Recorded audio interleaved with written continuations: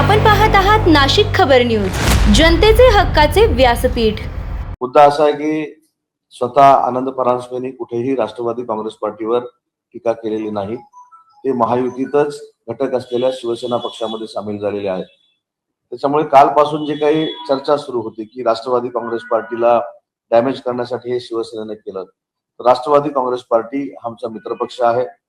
अजितदादांबद्दल आम्हाला सगळ्यांनाच नितांत आदर होता, तोच आदर आदरणीय सुनेत्रा वहिनींबद्दल आहे आणि त्यांच्या संपूर्ण राष्ट्रवादी काँग्रेस पार्टी च्या म्हणजे पार्टीबद्दल आम्हाला आदर आहे। परंतु जो काही संभ्रम एक निर्माण केला जातोय की आनंद परांजपेंना आम्ही पक्षामध्ये घेतल्यानंतर काहीतरी शिवसेना वेगळ्या पद्धतीनं काम करते, तर अजिबात नाही।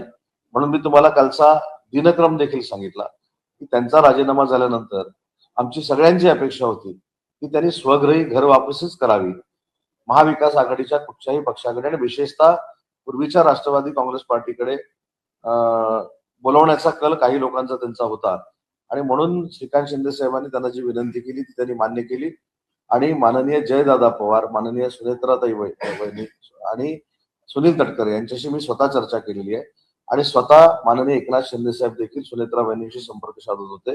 पार्थ दादांशी फक्त संपर्क होऊ शकला नाही, परंतु याचा अर्थ कुठेही आमच्या दोन पक्षामध्ये संभ्रम निर्माण होईल किंवा काहीतरी वाद निर्माण होईल असं अजिबात नाही। आम्ही ह्या सगळ्या गोष्टी या तीन नेते मंडळींच्या कानावर घालूनच केलेलं आहे आणि आमचा त्याच्यामागचा उद्देश हा स्पष्ट होता की आनंद परांजपे सारखा एक चांगला कार्यकर्ता, चांगला नेता हा महाविकास आघाडीला मिळू नये यासाठी त्यांना आम्ही महायुतीमध्ये घेतलंय आणि शिवसेनेमध्ये घेतलंय। हा मला प्रामुख्यानं खुलासा करायचा होता, म्हणूनच आज मी सकाळी सकाळी तुम्हाला त्रास दिलेला।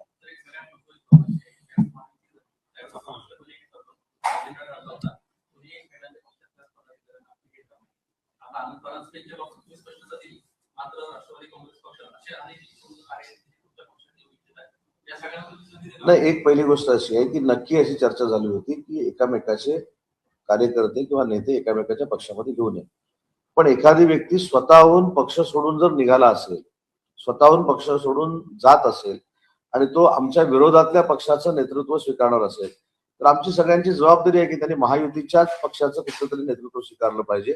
म्हणून आम्ही त्यांना समजवण्यामध्ये यशस्वी झालो आणि काल देखील त्यांनी सांगितलं की त्यांची घरवापसी झालेली आहे, ते स्वगृही परत आलेले आहेत आणि ह्या सगळ्या कल्पना मी ह्या तिन्ही नेते मंडळींना दिलेल्या आहेत।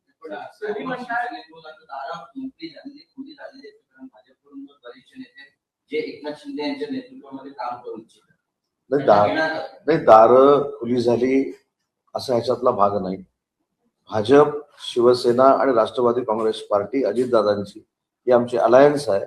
हे अपवादात्मक एखादी व्यक्ती विरोधामध्ये जाऊ नये किंवा एखादी व्यक्ती विरोधात जाऊन शेवटी सगळ्यांचेच पक्ष डॅमेज होतील ना। समोर गेल्यानंतर अजितदादांची राष्ट्रवादी काँग्रेस पार्टी देखील डॅमेज झाली असते आणि म्हणून कुठेही दुसऱ्या विरोधकांकडे न जाता त्यांनी आमच्या सोबत राहावं, महायुतीत राहावं, म्हणूनच त्यांना शिवसेनेमध्ये घेण्याचा आम्ही प्रयत्न केला आणि त्याच्यामध्ये मी यशस्वी झालो।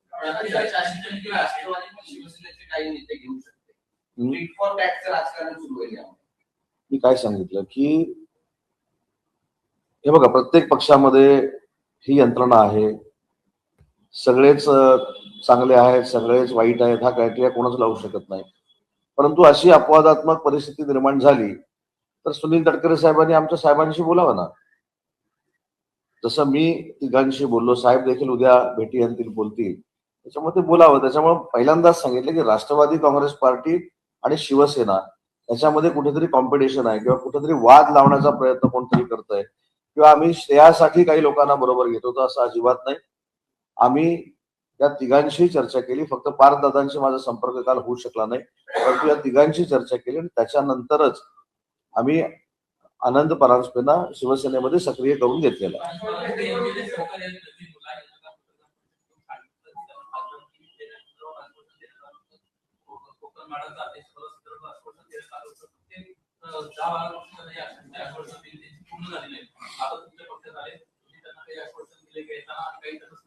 हे बघा, याबाबत स्वतः आनंदजी परांजपे असं म्हणालेले आहेत की कुठच्याही कंडिशन टाकून ते पक्षामध्ये आले नाहीत।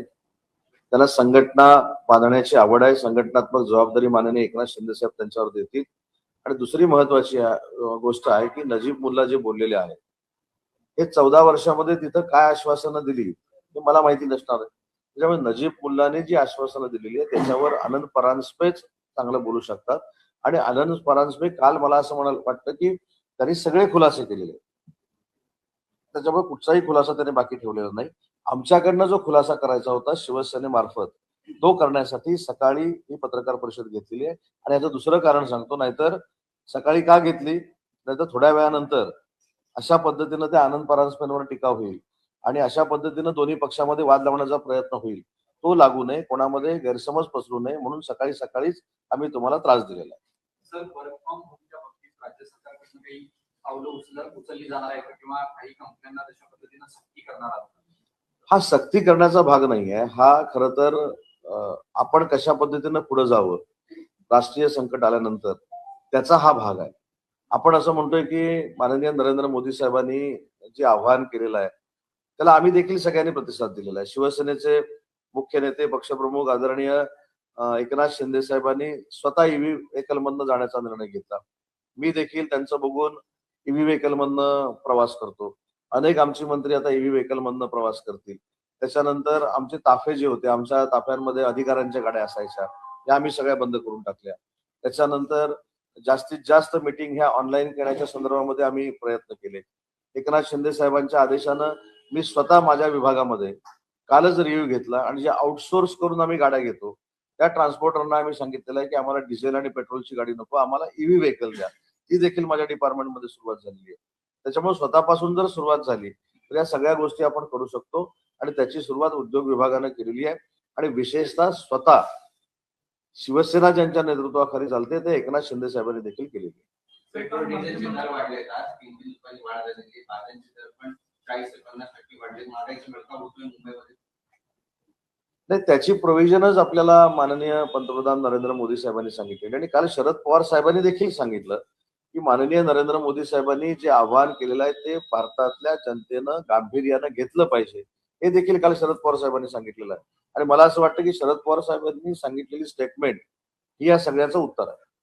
आणि काजू उत्पादक शेतकरी आहेत, त्यांचा मोर्चा निघतोय आणि वर्षाभंग तुम्ही कोकणातलेच नेते आहात, काय नेमकी परिस्थिती आहे तिथली आणि काय नेमकं राजू शेट्टींच्या नेतृत्वाखाली हा मोर्चा निघतोय. मी 3 ते 4 वेळा राजू शेट्टी साहेबांशी बोललो आणि मी आजही सांगतो की या मोर्चाची आवश्यकता नव्हती.